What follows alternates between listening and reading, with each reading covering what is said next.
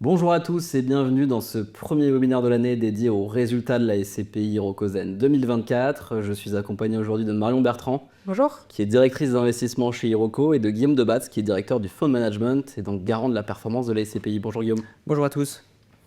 N'hésitez pas tout au long de ce webinaire à poser vos questions dans l'onglet discussion. Les membres de nos équipes sont là pour y répondre. On reprendra évidemment à la fin de cette présentation les questions les plus posées. Avant de démarrer, je dois bien entendu vous rappeler qu'investir en SCPI comporte des risques. Alors, c'est ni plus ni moins que les risques classiques que vous rencontrez lorsque vous investissez en immobilier, à savoir que les revenus ne sont pas garantis. En SCPI, ils dépendent bien entendu du paiement des loyers de nos locataires. Le capital peut également évoluer à la hausse ou à la baisse en fonction de l'évolution de la valeur du patrimoine et donc des actifs qui composent la SCPI. La liquidité peut également être limitée puisque en SCPI, lorsque vous souhaitez ressortir et revendre vos parts, il faut évidemment qu'on ait au moins une entrée qui puisse compenser cette sortie-là. Et enfin, Guillaume l'évoquera un peu plus en détail plus tard, mais lorsqu'on investit en SCPI et qu'on fait l'acquisition d'immeubles, on peut également faire appel à la dette pour financer cette acquisition, ce qui amène évidemment un risque supplémentaire. Alors bien entendu, ces risques sont assez contenus en SCPI, en tout cas on essaie de les diluer, puisque lorsque vous investissez, vous devenez copropriétaire d'un parc immobilier qui est composé d'une multitude d'actifs répartis sur plusieurs zones géographiques, occupées par plusieurs locataires. Et évidemment, tout ça permet de diluer un maximum le risque. Alors, on ne va pas garder le suspense trop longtemps. Vous êtes déjà nombreux connectés. Vous êtes évidemment tous là pour découvrir les résultats de la SCPI Hirokozen 2024. Alors, je rappelle bien entendu que les performances passées ne présagent pas des performances futures et qu'on traitera aujourd'hui uniquement des performances financières. On reviendra plus en détail sur les performances extra-financières lors de l'Assemblée Générale qui aura lieu le 29 avril prochain.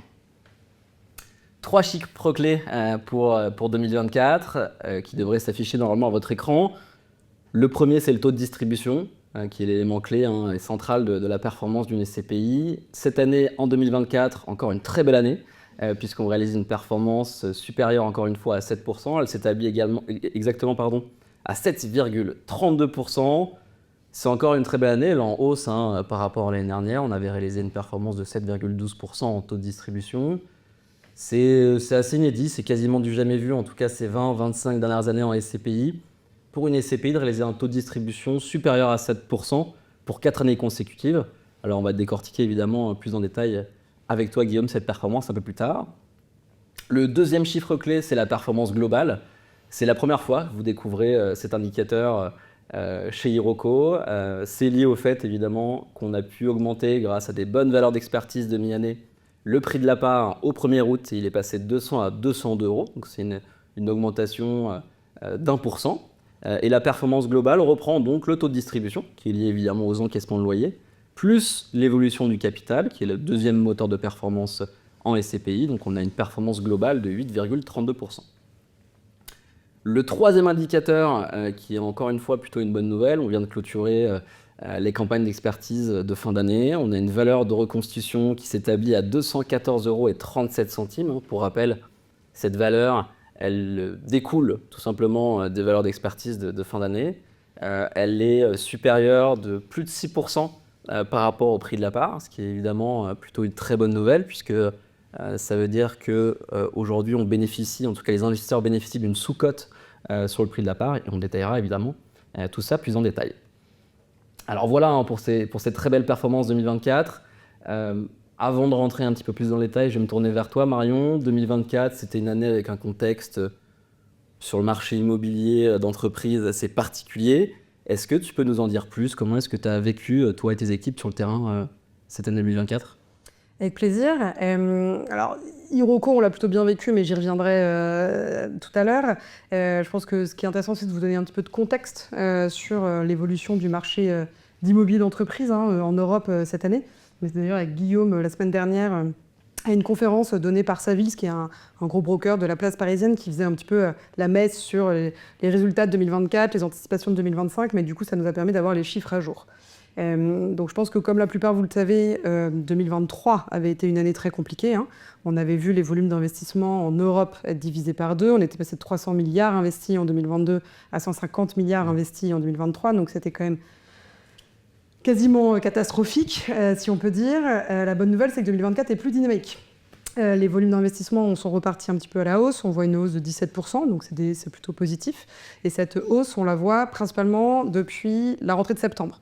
Pourquoi? Qu'est-ce qui s'est passé en septembre? Plusieurs choses. Déjà, en septembre, ça faisait quelques semaines qu'on commençait à avoir une stabilisation des taux de rendement prime en Europe. Donc les taux de rendement prime, c'est les taux de rendement auxquels s'achètent les actifs les plus qualitatifs du marché. C'est ce qu'on utilise finalement pour comparer les marchés les uns entre les autres, les typologies les unes entre les autres. Donc c'est assez intéressant de les suivre. Ce qui s'est passé également, c'est la BCE qui, en septembre, a fait une nouvelle annonce de baisse des taux directeurs, ce qui apporte un peu de stabilité pour les différentes parties prenantes. On a également le gap entre les attentes de prix des vendeurs et ce que les acquéreurs étaient réellement prêts à payer qui se réduit. Donc on était sur un marché où quand il y avait des immeubles mis en vente, il y avait beaucoup d'actifs finalement qui étaient retirés du marché. Cette tendance-là, elle commence à être à la baisse. Et on voit que les intérêts de vendeurs et acquéreurs arrivent à matcher un petit peu plus. Et on a enfin le retour d'un certain nombre d'investisseurs, notamment institutionnels, qui avaient fait une pause ces derniers mois, sans doute avec un petit peu d'attentisme, qui font leur retour aujourd'hui. Donc tout ça, c'est intéressant. Ça montre plus de vendeurs, plus d'acquéreurs, plus de compétition aussi, mais aussi plus de visibilité. Ce qui laisse entrevoir notamment pour l'année prochaine, sans doute, à nouveau plus de deals sur le marché. Merci Marion, très clair. Et Iroko, dans tout ça, en 2024, on a collecté un peu plus de 360 millions d'euros en collecte net. Il y a ces 7000 nouveaux épargnants qui nous ont rejoints. Comment est-ce que vous avez déployé cette collecte-là, toi et ton équipe, sur le marché? Du coup, ce que je viens de dire, qui était qu'on était sur un marché avec des volumes d'investissement plus dynamiques que l'année dernière, c'est vrai. Pour autant, on reste dans un marché où il y a peu d'acheteurs. Et Iroko, grâce à cette collecte, bénéficie d'un statut très intéressant parce que ça veut dire qu'on a quand même beaucoup d'argent à déployer et qu'on fait partie de ces investisseurs qui en plus peuvent acheter sans se financer. On verra après, au final, on se finance, mais c'est rassurant pour nos vendeurs parce que quand on achète ce qu'on appelle full cash. Donc qu'est-ce qu'on a fait cette année? Ça a été une année assez exceptionnelle à 3 niveaux, on va dire. Premièrement, volume d'investissement, on a fait 430 millions d'acquisitions, à comparer à l'année dernière où nous avions fait 320 millions, donc c'est quand même une très belle progression. Ces 430 millions ont été faits sur 31 deals, soit 37 nouveaux actifs sur 5 pays. Ce qui est intéressant, c'est de voir qu'on a poursuivi notre diversification, donc évidemment diversification par typologie d'actifs. On a acheté des hôtels, on a acheté une résidence étudiante, on a acheté une école louée à une fondation. On a évidemment poursuivi nos acquisitions en retail, en activité et en bureau, mais on a poursuivi cette diversification. Diversification également géographique, puisque si on vous l'avait déjà annoncé, on va dire en milieu d'année, on s'est ouvert au UK. Et on s'est ouvert de manière assez forte, puisque depuis cette première acquisition du 90 Union Street sur laquelle on avait communiqué, on a fait depuis 6 acquisitions, dont 2 à Londres. On vous donnera un petit peu plus de détails plus tard. Deuxième caractère exceptionnel, on va dire, de 2024, c'est au-delà du volume acheté, c'est les taux, les fameux taux acte en main dont on parle constamment, mais le taux acte en main moyen, évidemment non garanti, auquel nous avons fait nos acquisitions, puisque là où il était à 7,10 l'année dernière, cette année on est quasiment à 8%.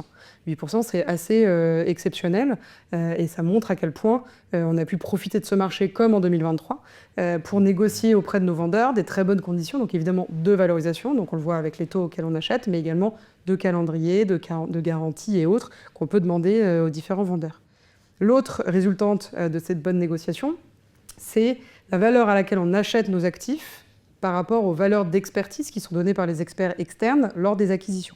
L'année dernière, je crois qu'on vous avait déjà donné le chiffre, mais je vais le redonner, on avait acheté en moyenne avec un écart de 9%. Donc on achetait en moyenne 9% en dessous des valeurs des expertises. Donc ça veut dire qu'on achète mieux que ce que les experts valorisent les actifs. Cette année, on a continué. Alors on n'est plus à 9 et quelques, on est à 8,15.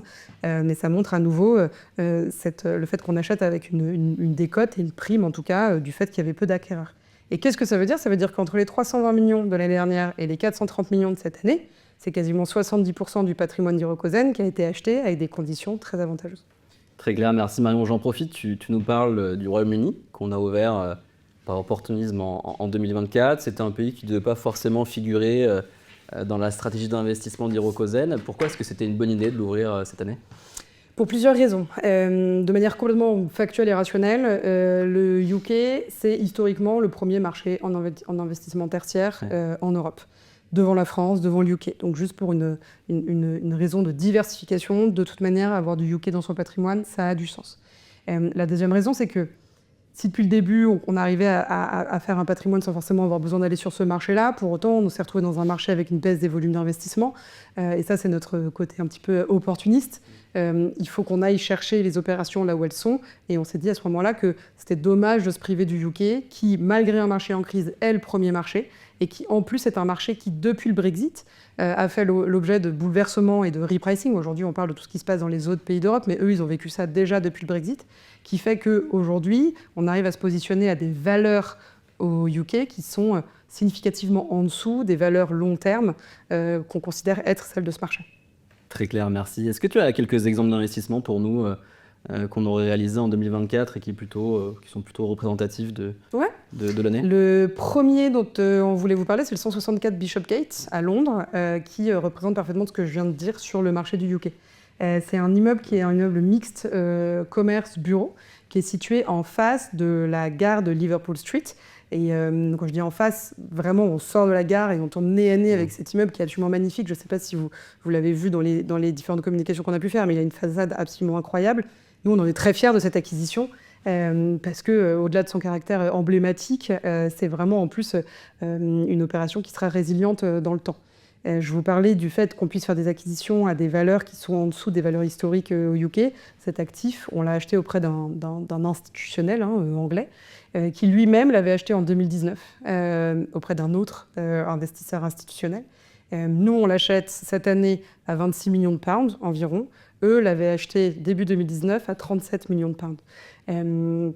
À une valeur qui, à l'époque, était parfaitement en ligne avec le marché. Ça donnait une rentabilité acte en main qui était environ à 4,50, ce qui était totalement correct pour l'époque, et qui reflète à quel point aujourd'hui ce marché est sous-pricé et laisse envisager une hausse des valeurs pour ce type d'actifs.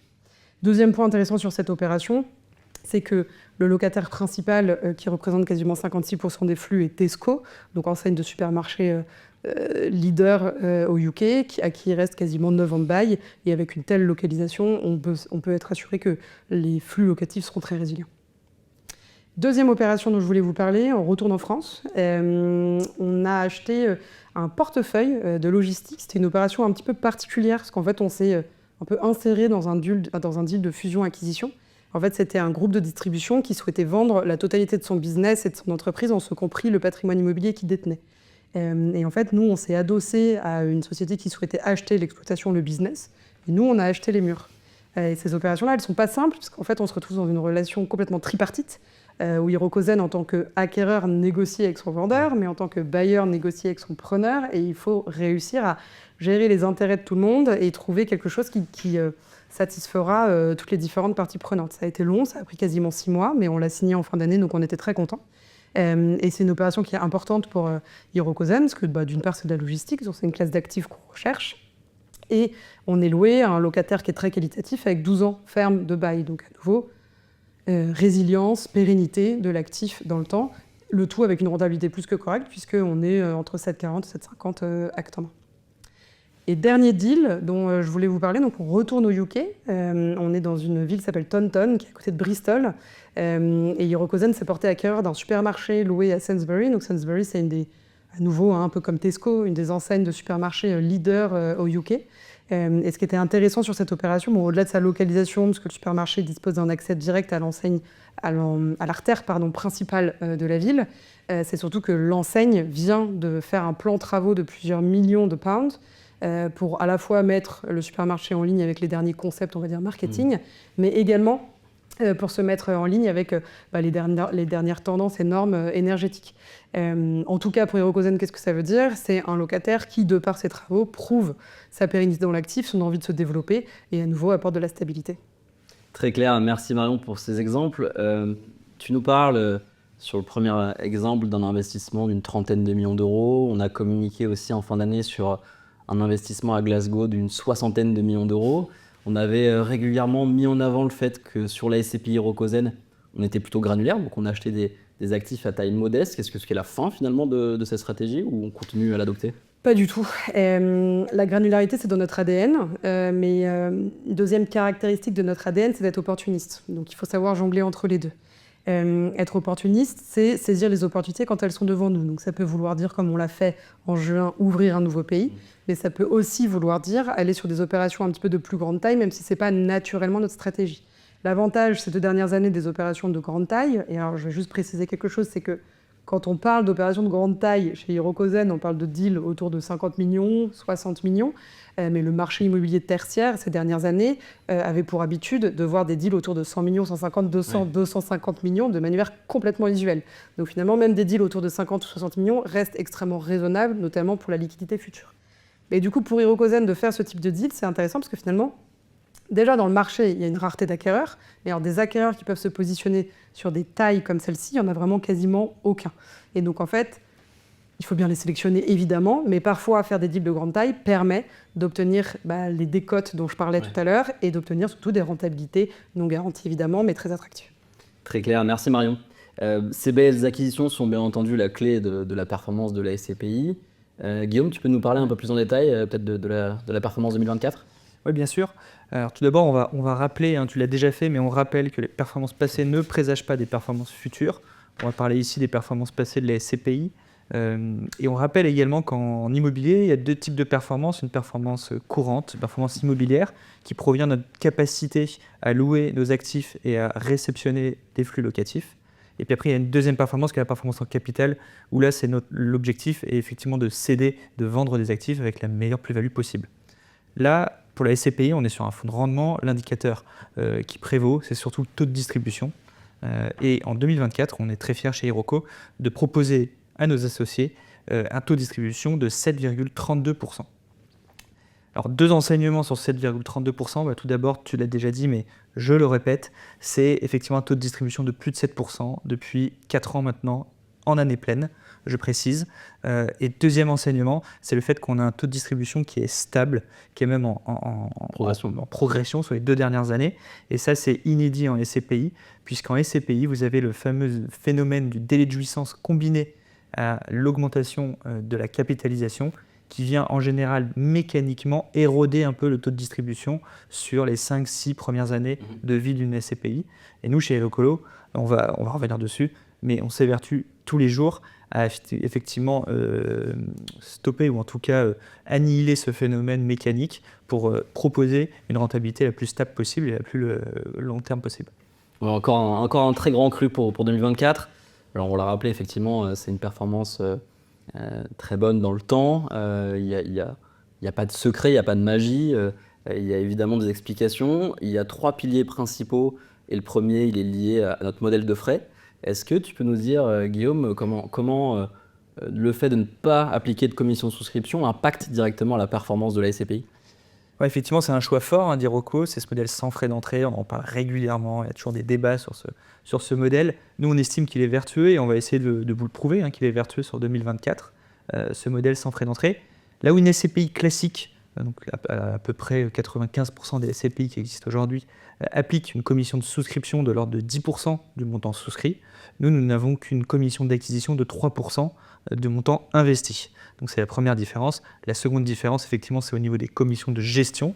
Nous avons une commission de gestion de 12% des revenus perçus, là où la concurrence, ou en tout cas les SCPI classiques, sont plutôt à peu près à 9-10% des revenus perçus.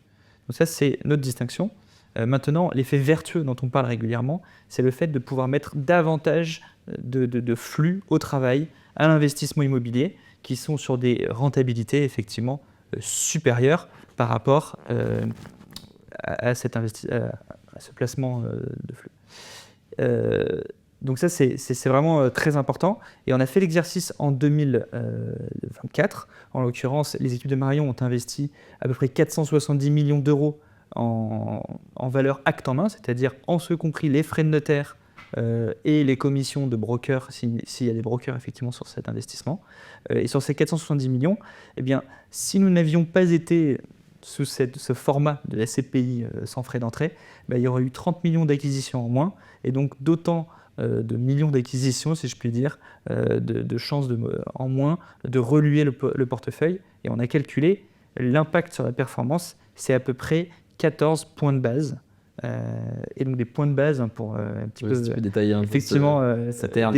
détailler ce terme, c'est l'équivalent de 0,14%. C'est-à-dire que si nous avions été sur 2024 une SCPI classique, si je puis dire, alors la rentabilité aurait été mécaniquement plutôt de 7,18 au lieu de 7,32%. Merci Guillaume. Le deuxième pilier, Marion, c'est une équipe d'investissement efficace. On l'a dit, vous avez acheté quasiment 430 millions d'euros d'immobilier en 2024. Comment est-ce que vous avez optimisé ces acquisitions ? Pour optimiser les acquisitions, il y a plusieurs étapes, on va dire. D'abord, optimiser le sourcing. Ensuite, optimiser le pipeline, c'est-à-dire les deals qui sont sous exclusivité, et optimiser leur exécution et leur timing. Optimiser le sourcing, c'est important parce que, comme vous le savez, tu en parlais tout à l'heure, on a cette stratégie granulaire.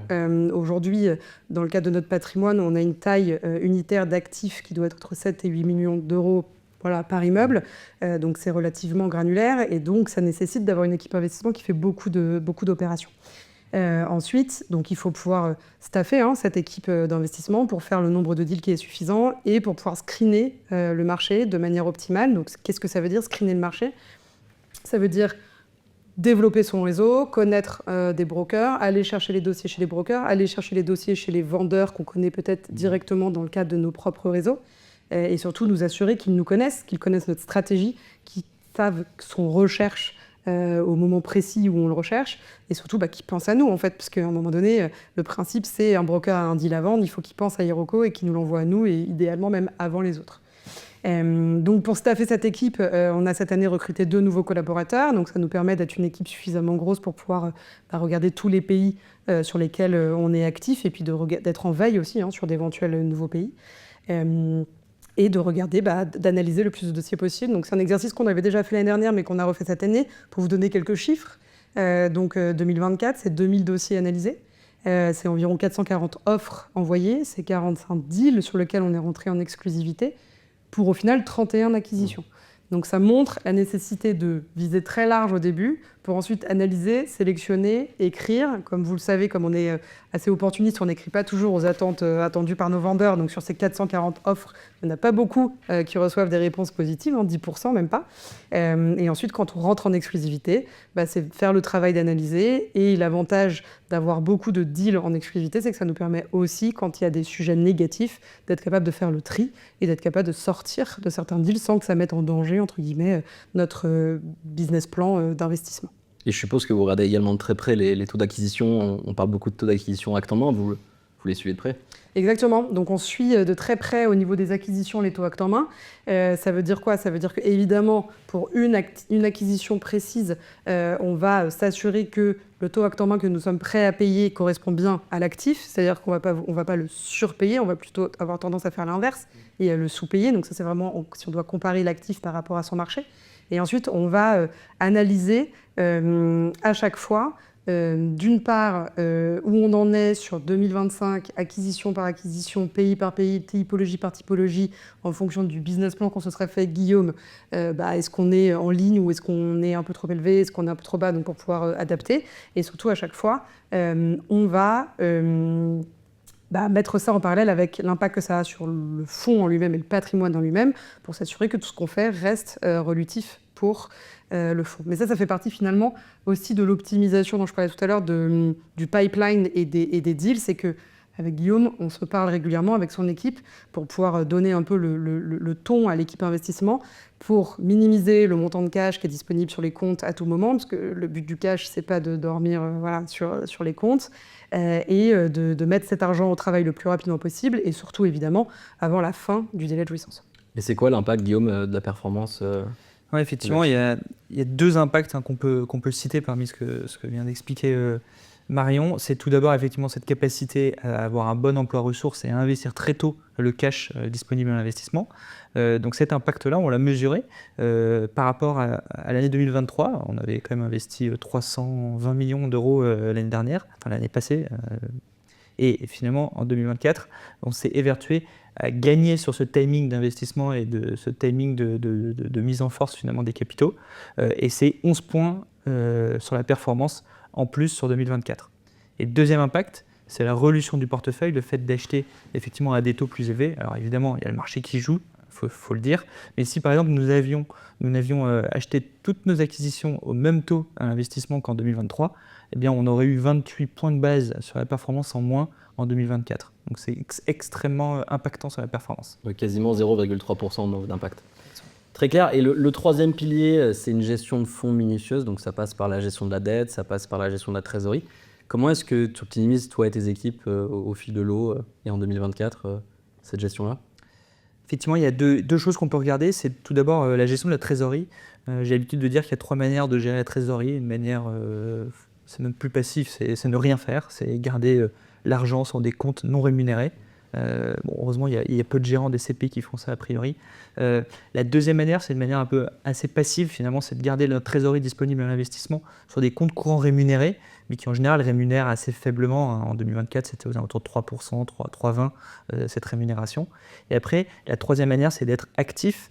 Et d'être actif, qu'est-ce que ça veut dire? Ça veut dire être à l'écoute toujours de nos partenaires bancaires sur les meilleurs placements de trésorerie à tout moment, puisque chaque banque, évidemment, ne propose pas toujours les mêmes taux au même moment. Et donc, du coup, c'est jouer avec tout ça. Et ce phénomène, si on avait effectivement une gestion de la trésorerie passive en 2024, eh bien, on aurait eu 2 points de base de moins sur la performance. Alors, 2 points de base, on peut dire c'est peu. Alors déjà, c'est peu parce qu'on a essayé de minimiser ce cash qui était disponible à l'investissement, puisqu'on a voulu l'investir le plus vite possible. Donc, première raison. Deuxième raison, c'est aussi le fait que les taux sont en train effectivement gentiment de se calmer sur les placements de trésorerie. Mais c'est également pour montrer que chez Iroko, on est besogneux, si je puis dire, et on se battra sur chaque point de base de performance en plus. Donc ça, c'est la gestion de la trésorerie.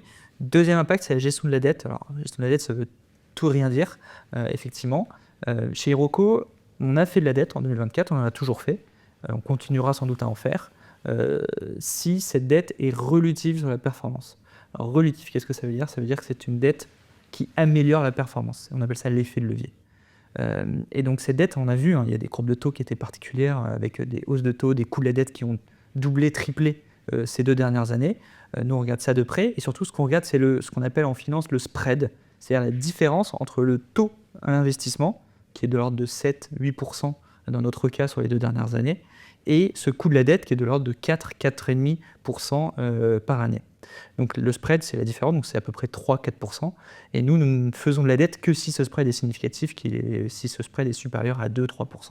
Et c'est comme ça que l'effet de levier bénéficie aux associés. Et alors comment il bénéficie? Tout simplement, c'est plus d'argent mis au travail, à des taux en plus en 2024 favorables. Et cet impact, on l'a quantifié, et c'est à peu près 23 points de base sur la performance en plus sur l'année 2024. 0,23% donc. Et j'en profite, tu parles de dette, tu le dis, ça amène évidemment une performance supplémentaire, mais on l'a évoqué également, un risque supplémentaire. Comment est-ce qu'il est géré ce risque-là? Vous couvrez? Ouais. Effectivement, alors tu parles du risque, et moi j'ai parlé du risque, tu en as parlé en tout début de présentation, le risque lié à l'endettement. Il est multiple. On va avoir un risque, évidemment, un risque lié à l'effet de levier, tout simplement. Et donc ça, pour s'en prévaloir, on va essayer d'avoir une exposition à la dette mesurée. En fin d'année, on a une LTV, donc Loan to Value, un terme anglais qui signifie en fait, qui est tout simplement le calcul, le rapport de votre endettement par rapport à la valeur de votre patrimoine. Et à la fin d'année 2024, on avait 25% de LTV, et l'année précédente, on avait 27%. Donc on voit qu'on a fait un peu moins de dette en proportion en 2024. C'est évidemment lié à l'effet taux. On a essayé d'être assez raisonnable sur cet effet-là. Deuxième risque lié à l'effet de l'endettement, c'est le risque de contrepartie. Chez Iroko, on a de la chance, si je puis dire, c'est qu'on est indépendant. On n'est pas adossé à un groupe bancaire, donc on n'a aucun intérêt à faire davantage de dettes avec telle ou telle banque.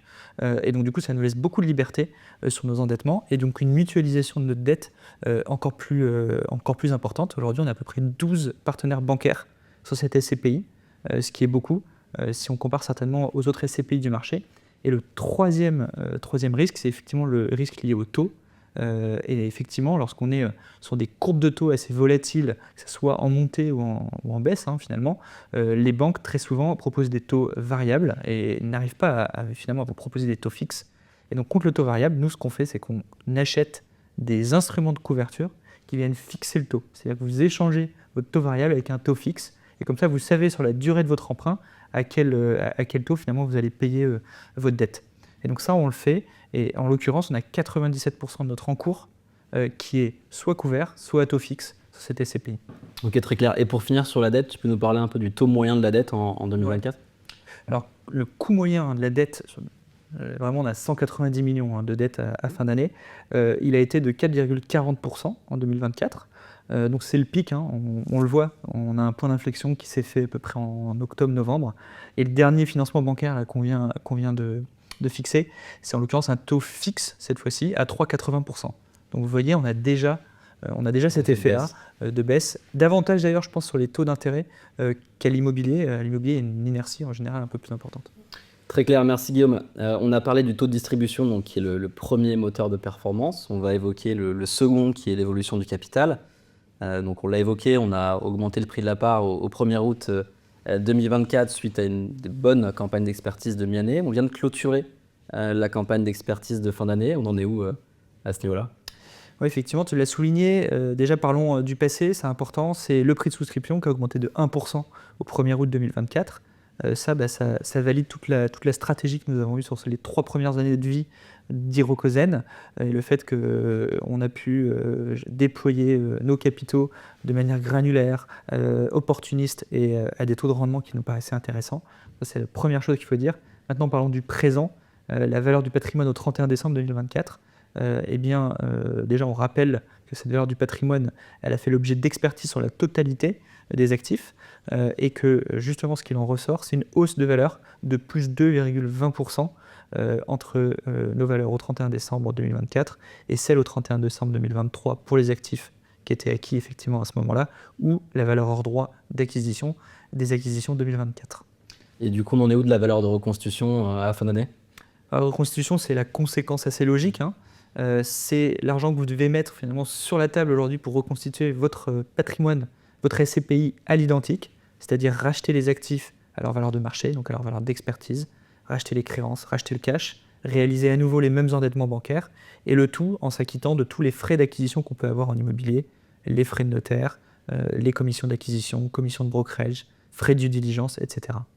Et donc ça, c'est ce qu'on appelle la valeur de reconstitution.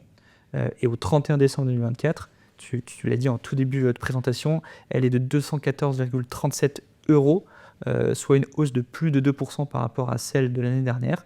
Et ça, c'est un très bon indicateur. Pourquoi ? Parce que si on compare cette valeur de reconstitution au prix de souscription qui est de 202 €, on s'aperçoit qu'un associé aujourd'hui qui souscrit à Hirokozen bénéficie d'une sous-cote d'à peu près 6% par rapport à la valeur de reconstitution.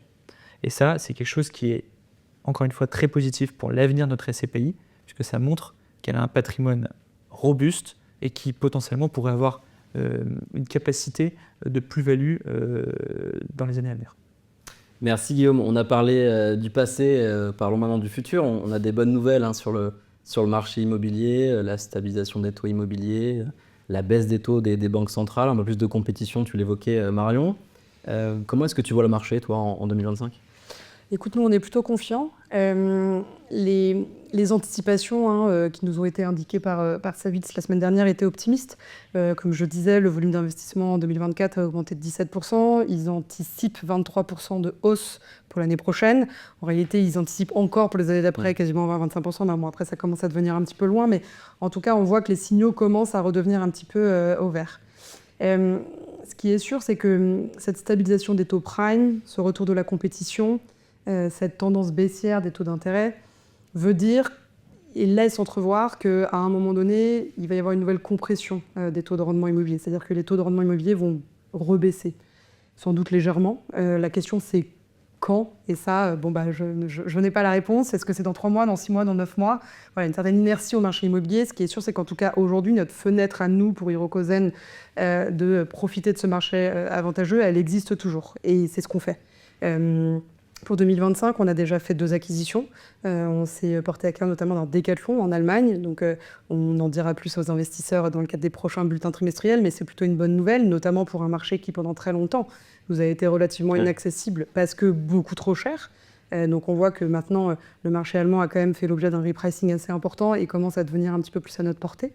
Et on a surtout, donc dans notre fameux pipeline, un petit peu plus de 200 millions € d'acquisitions hors droit sous exclusivité. Et ça, c'est très positif. Ça nous a permis de terminer l'année avec un pipeline bien rempli, avec une capacité justement de ce que je disais tout à l'heure, de jouer et de monitorer avec ce pipeline, parce qu'en fait, finalement, on est en avance sur ces investissements.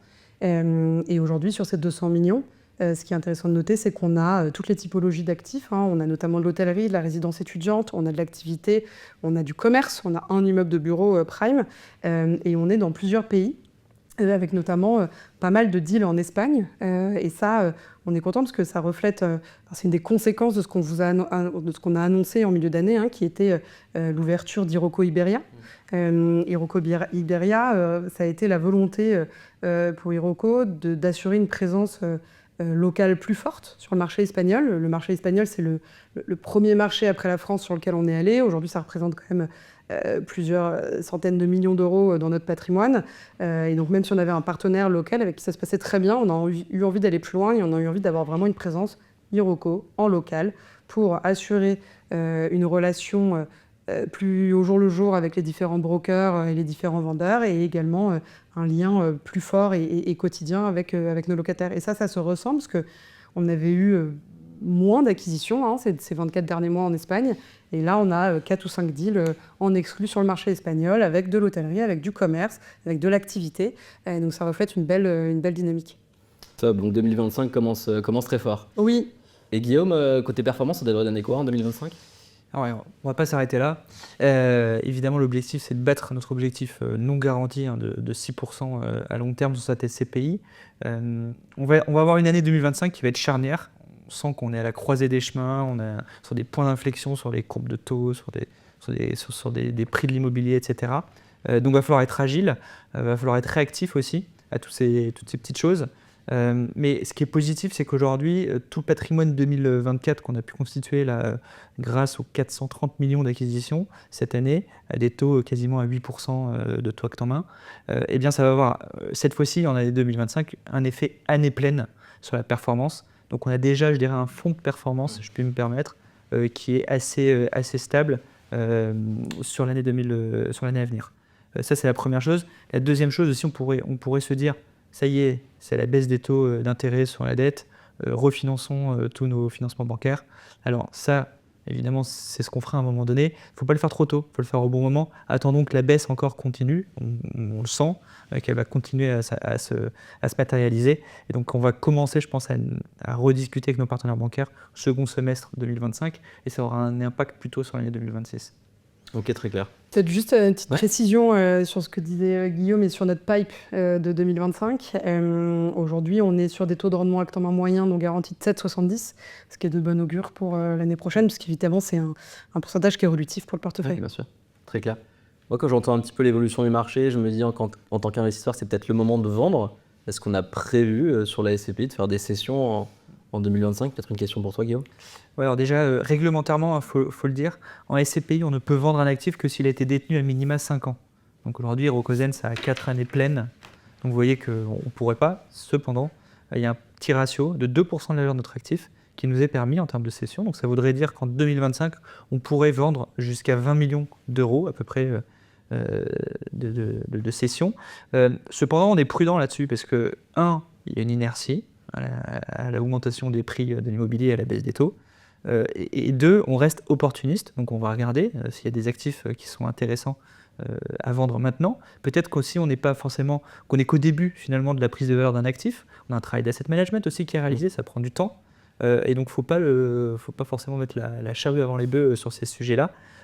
Et on peut imaginer, vu la courbe des taux, que l'année 2026 et les années suivantes seront plus propices encore à ce genre de session. Très clair. Merci Guillaume, merci Marion. On a pu décortiquer en profondeur la performance de la SCPI et se projeter un petit peu sur 2025. On va passer maintenant à la partie questions. Vous avez été nombreux à poser vos questions en amont de ce webinaire. On a sélectionné 3 principales qui reviennent assez régulièrement. La première, c'est peut-être pour toi Guillaume. On parle souvent de la liquidité en SCPI et on le met en parallèle avec notre modèle de frais. C'est vrai qu'on n'applique pas de commission de souscription, comme on l'a évoqué sur la SCPI Hirokozen. Est-ce que ça impacte la liquidité ? Est-ce qu'on a des parts en attente de retrait aujourd'hui ? Alors, tout d'abord, à l'heure actuelle, nous n'avons aucune part en attente de retrait. C'est la première chose.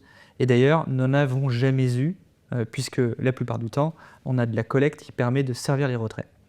Ça, c'est la première chose à dire. La deuxième chose, c'est d'analyser le nombre aussi de retraits qu'on a pu avoir en 2024.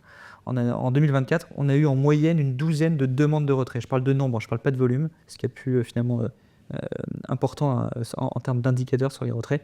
Et donc 12 par mois, alors qu'on avait à peu près 1000 souscriptions, 1000 souscriptions par mois. Donc vous voyez un petit peu le facteur, il est très très faible.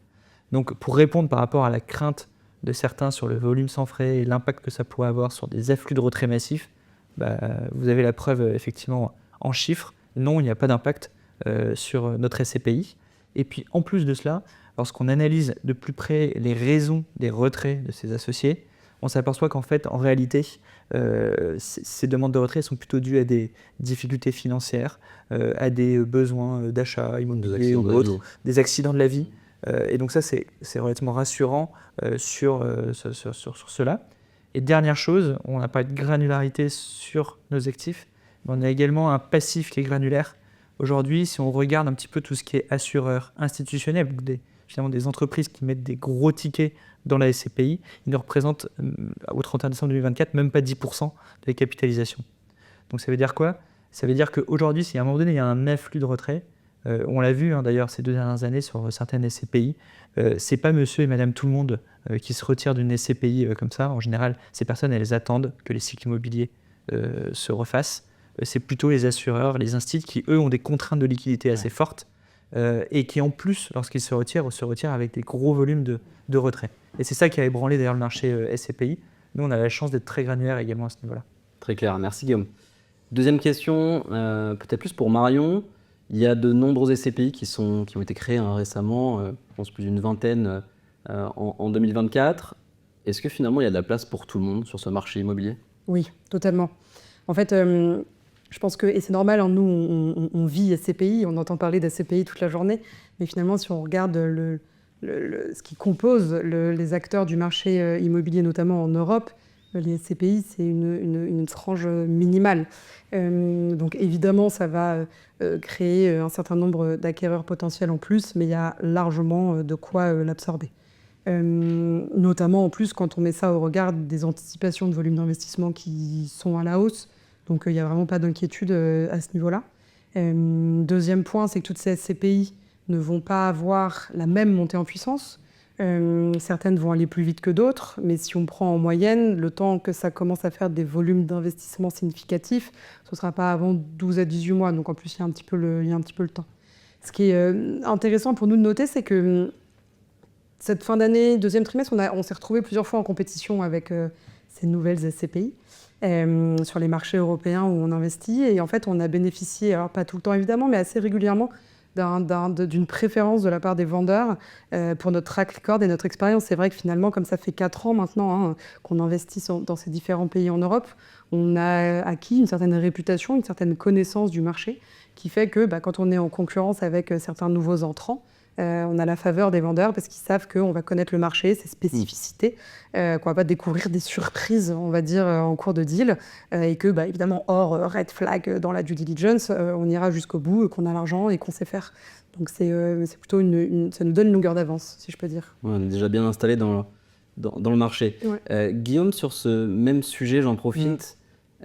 Ces mêmes SCPI commencent à afficher des rendements qui sont bien au-dessus de la moyenne du marché. On entend parler de 8%, 9%, parfois 10%. C'est lié à quoi? C'est simplement lié au fait qu'elle se lance dans un contexte qu'on a vu plutôt favorable ou autre? Alors en partie, mais pas que, et surtout, en fait, l'effet principal sur ces taux de distribution qui sont largement plus élevés que la moyenne du marché, c'est l'effet du délai de jouissance combiné à l'augmentation de la capitalisation d'une SCPI.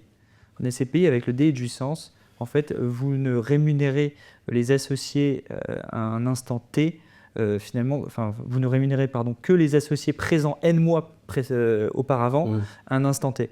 Donc évidemment, vous avez un gâteau qui est à partager avec un peu moins d'associés et donc du coup un taux de distribution qui facialement est plus élevé. Et bien, cet effet-là, il est effectivement très important dans les SCPI récentes puisqu'elles ont en plus une hausse de la capitalisation qui est extrêmement élevée, même infinie si vous partez de zéro. Donc ça, c'est vraiment un effet important et je me suis amusé, si je puis dire, à tester notre modèle de délai de jouissance sur notre SCPI, en tout cas tester d'autres modèles de délai de jouissance. Nous, on a 3 mois de délai de jouissance chez Iroko aujourd'hui. C'est moins que la concurrence est plutôt à 5 mois en moyenne. Si nous avions 6 mois de délai de jouissance, en 2021, on aurait fait un taux de distribution supérieur à 9%. Et c'est purement facial. On aurait eu plus de 8% en 2022, à nouveau quasi 8% l'année en 2023, et en 2024, on aurait fait 7,70. Donc vous voyez un petit peu cet effet jouissance, augmentation de la capitalisation, il est extrêmement élevé. Et d'ailleurs, vous voyez que ça se réduit l'écart dans le temps, et ça, c'est évidemment lié à l'effet stock. Donc, très important de savoir ça lorsqu'on investit en SCPI. Deuxième chose, c'est de regarder finalement la rentabilité des investissements qui ont pu être réalisés par ces SCPI. Aujourd'hui, Iroko Zen, c'est une rentabilité de l'ordre de 7,30 acte en main à l'acquisition. Ça, c'est évidemment quelque chose à regarder, parce qu'en fait, dans les SCPI actuelles qui font 9-10%, il y en a certaines qui ont le même type de rentabilité. Mais il faut aussi regarder le taux d'occupation financier. C'est-à-dire qu'aujourd'hui, c'est super d'avoir un taux de rendement à l'acquisition qui est élevé, mais c'est encore mieux de pouvoir effectivement louer votre patrimoine. Et le taux d'occupation financière, ça va vous donner cette espèce de capacité, cette capacité locative de votre patrimoine. Aujourd'hui, chez Iroko Zen, c'est 98,8% le taux d'occupation financière. C'est immense. Donc ça, c'est important. Et dernière chose, il faut aussi regarder cela.